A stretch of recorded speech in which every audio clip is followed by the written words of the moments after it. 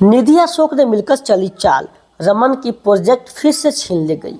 रोजाना इस तरह का एपिसोड देखने के लिए चैनल को सब्सक्राइब कर लीजिए। रमन घर में कुछ लोग आते हैं और उनको तनख्वाह चाहिए, जैसे बिजली का, कोई दूध वाला है तो ये सब का। लेकिन रमन के पास इतने पैसे, कहते हैं कैश में नहीं है हमारे पास। तभी जो इशिता दिमाग लगाती है और आकर पोटली थमा देती है, कहती इसमें पैसे हैं, आप सबको दे दो।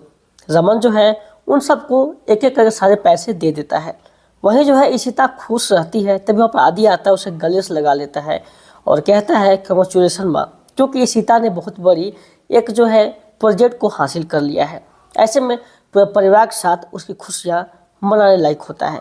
लेकिन इधर जो है जेल से छूट चुके निधि जो रमन को परेशान करने के लिए, और वो चाहती है उसको किस तरह से बर्बाद कर दो। वो रमन के इन्वेस्टर से बात करती है, उसे किसी तरह से ऐसा कर देती है कि वो बेचारा परेशान हो जाता है और वो किसी तरह से चाहता है बस ये प्रोजेक्ट को फिर से हम वापस ले लें। इधर निधि काफ़ी ज़्यादा खुश है कि अब तुम लोग मैं देखती हूँ कैसे तुम लोग खुशी खुशी रहते हो, तुम लोग ज़िंदगी में आग लगेगी। वहीं जो इशिता जैसे ही ऑफिस में आती है, फर्स्ट टाइम उसे अच्छी तरह स्वागत किया जाता है और उसे ऐसा लगता है कि इतना सामान मुझे शायद पहली बार मिल रहा हो। वहीं पर आ जाता है मिहिर और फिर इशिता को ढेर सारा सामान के साथ उसे कुर्सी बैठने के लिए बोलता है, जहाँ पर आदि आलिया सब कोई आते हैं। लेकिन इशिता को जो है अभी भी रमन की याद आती है कि उनके कुर्सी पे मैं आज बैठ रही हूँ। लेकिन वो कहती बस भगवान के सब कुछ अच्छी तरह से हो जाए जो मैं सोच रही हूँ। लेकिन इन लोग जो है कुछ काम ही कर रहे होते हैं तो इसमें एक और जो है बहुत बड़ा बदलाव आ जाता है, क्योंकि मिहिर आता है और उससे बातें करता है कि कोई दिक्कत नहीं है ना। बोलते हैं कोई दिक्कत नहीं, दिक्कत क्या होगा। तभी जो है मिहिर एक कॉल उठाता है, क्योंकि वो जो कॉल होता है ना वो उसी इन्वेस्टर का होता है जो इसमें इन्वेस्ट कर रहा है। तो वो कहता है कि रमन भला नहीं है क्या। बोलते नहीं, फिलहाल तो रमन भला नहीं है, मैं उनका सीईओ बोल रहा हूँ, बोलिए क्या बात है। वो तभी बातें करता है तो बोलता है वो है कहाँ पर। तो वो कहते हैं सब कुछ हो जाए, कोई दिक्कत नहीं है, आप टेंशन मत लीजिए, इसके लिए हम लोग हैंडल कर लेते हैं। लेकिन उस इन्वेस्टर को इन लोग पर यकीन नहीं होता है। फिर जो है यहाँ पर मिहिर थोड़ा सा चिंता तो नहीं कर पाता है, बट फिर भी उसे टेंशन लगता है कि पता नहीं क्या होगा। वो जो है इन्वेस्टर देख लेता है रमन भाला को और किसी से बात करते हुए, तब उसे लगता है कि मुझे डायरेक्ट इनसे बात करनी चाहिए।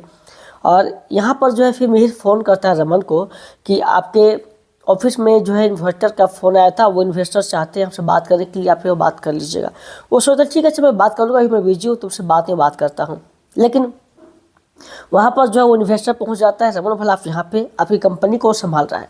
वो बोलते हैं मेरा सीईओ है, मेरा वाइफ है, सब कोई है, संभालने में कोई दिक्कत नहीं है, मैं यहाँ पर आया हूँ, थोड़ा सा जरूरी मीटिंग था टीचर से बात करने के लिए। तो कहते हैं इसे कैसे आप कर लेते हैं सब कुछ, स्कूल फिर आपकी कंपनी हर चीज़। बोलते बस आप टेंशन मत लीजिए, आपको अभी नुकसान नहीं हुआ है ना, इस बार आपको नुकसान नहीं होगा, बस आप फोकस रखिए, आप चिंता मत कीजिए। वहीं जो है इशिता की खुशियों में आग लगाने के लिए इन्वेस्टर पहुंच जाता है और उनके जो है गार्ड रोकते हैं, बट वो नहीं रुकता है, सीधे अंदर आ जाता है। आश्चर्य की बात तो जब लगता है उस ऑफिस में अशोक का आगमन होता है।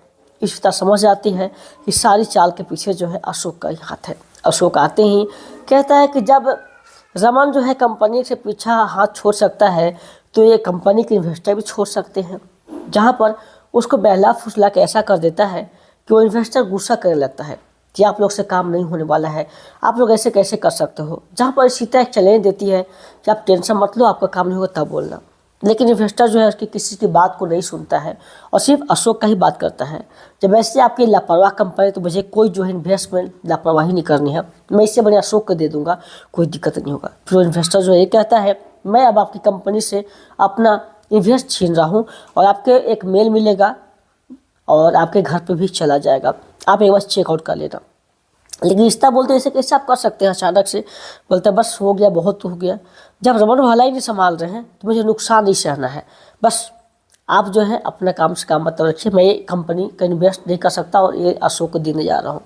इधर जो है जैसे मिहिर मेल को चेक करता है तो हम मेल में कुछ ऐसा आता है, इसे देखकर सभी लोग चौंक जाते हैं, क्योंकि वो निधि का एम्प्लॉय का होता है। समझ जाते हैं क्या निधि जेल से छूट गई है, शायद इसीलिए हम लोग को परेशान करने के लिए ऐसा करवा रही है, यानी कि अशोक और निधि दोनों मिलकर चाहते हैं हमें नुकसान करने के लिए। इशिता को सारी कहानी पता चल जाता है। इधर स्कूल में रमन को एक और जो है कंपटीशन में भाग लेना पड़ता है, जो कि खाना बनाने के लिए होता है। वो तैयार हो जाता है, बट उसे टेंशन होती है कैसे करेंगे, लेकिन कहता है मैं कर लूँगा, कोई दिक्कत नहीं है। वही जो है सभी लोग हैरान रहते हैं कि आखिर ये कैसे मैनेज करेंगे। तब तो कहाँ पर आ जाती है शगुन। अब आते ही वो पीहू को गोदी उठा लेती है, जिसका पूरा एपिसोड स्टार उत्सव जियो हॉटस्टार पर देख सकते हैं। वीडियो को लाइक करके चैनल को सब्सक्राइब कर लीजिए। धन्यवाद।